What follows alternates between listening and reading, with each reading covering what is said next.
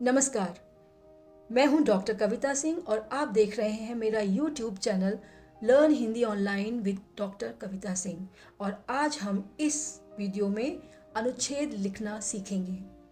अनुच्छेद अर्थात पैराग्राफ। जब हम हिंदी में अनुच्छेद लेखन लिखते हैं तो हमें किन बातों का ध्यान रखना चाहिए, वे बातें हम इस वीडियो में आपके साथ साझा करेंगे। अनुच्छेद लेखन एक कला है। इसमें किसी विषय पर अत्यंत संक्षेप में अपने विचार प्रकट करने होते हैं।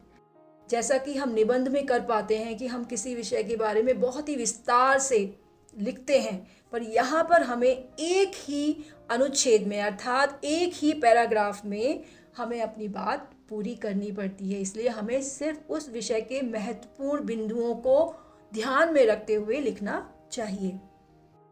अच्छा अनुच्छेद कैसे लिखें? आपके मन में भी और दिमाग में भी यह प्रश्न अवश्य आता होगा।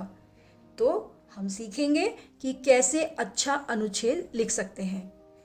अनुच्छेद में दिए गए विषय का सार लिखा जाता है, अर्थात उसे संक्षिप्त रूप से लिखा जाता है। सीबीएसई के अनुसार पाठ्यक्रम में जो शब्द सीमा दी गई है, अनुच्छेद लेखन की जो शब्द सीमा दी गई है, वह है 80 से 100 शब्दों के बीच में।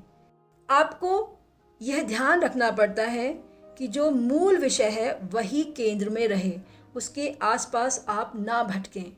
अतः संबंधित विषय की सभी बातों का निचोड़ प्रस्तुत करना होता है। अच्छे अनुच्छेद की विशेषताएं क्या होती हैं? अनुच्छेद लेखन में एक ही अनुच्छेद लिखा जाता है जो पहली पंक्ति से शुरू होता है और अंतिम पंक्ति तक लगातार लिखा जाता है।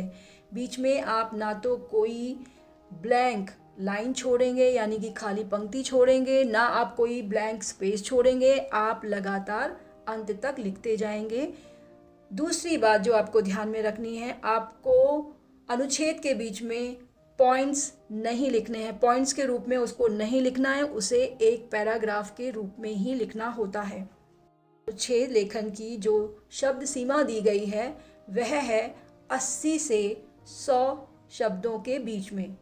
पर इसका अर्थ ये बिल्कुल भी नहीं है कि आप 80 शब्द ही लिखें या 90 लिखें या 100 पर ही ख़त्म करें। आप 10 या 20 शब्द अधिक लिख सकते हैं, क्योंकि तभी आप विषय को प्रभावशाली रूप में प्रस्तुत कर पाएंगे। इसके वाक्य छोटे छोटे होने चाहिए और रोचक होने चाहिए, भाषा सरल होनी चाहिए।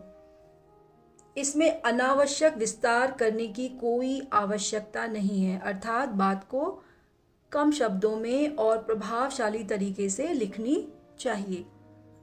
इसमें शब्द चयन पर विशेष ध्यान देना चाहिए, यानी कि कुछ प्रभावशाली शब्दों का भी प्रयोग करना चाहिए। अनुच्छेद के सभी वाक्य एक दूसरे से संबंधित होने चाहिए, अर्थात जो भी बात आप लिख रहे हैं उन वाक्यों का आपस में संबंध होना चाहिए। ऐसा नहीं होना चाहिए कि एक बात आपने उस विषय से संबंधित लिखी लेकिन दूसरी बात किसी और विषय से संबंधित। तो आपके जो आप वाक्य लिख रहे हैं, उस अनुच्छेद में जो वाक्य लिख रहे हैं, उनमें एक क्रम होना चाहिए, एक सिलसिला होना चाहिए, ताकि जो बात है वो असर करे।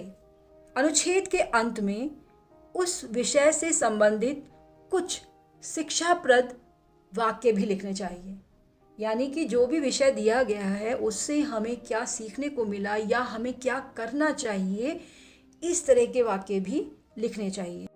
उदाहरण देती हूँ कि यदि आपने शिक्षा के ऊपर अनुच्छेद लिखा है तो अंत में आपको अवश्य लिखना चाहिए, हमें शिक्षा प्राप्त करनी चाहिए और बहुत ही मन लगाकर पढ़ाई करनी चाहिए ताकि हम अपने पैरों पर खड़े हो सकें। तो इस तरह के शिक्षाप्रद वाक्य अंत में अवश्य लिखें जो कि उस विषय से संबंधित हो।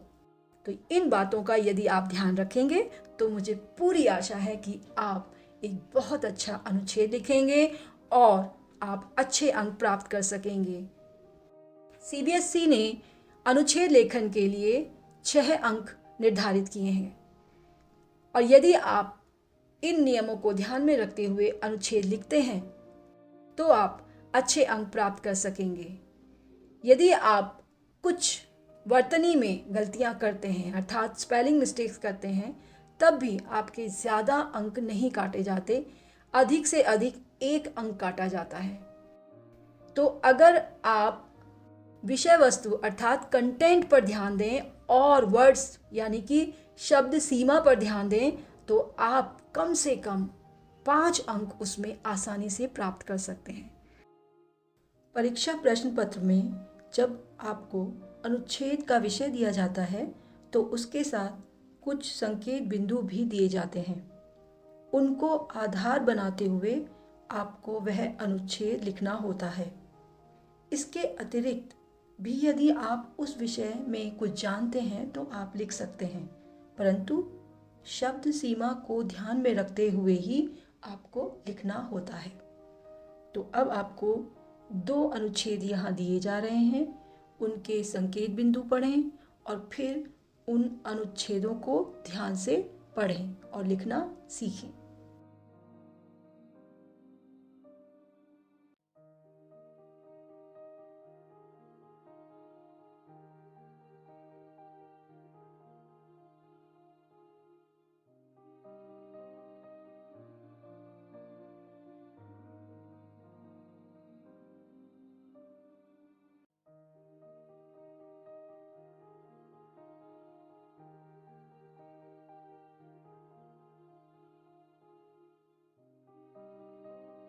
धन्यवाद। फिर मिलेंगे अगले एपिसोड में, अगले वीडियो में किसी नए विषय के साथ।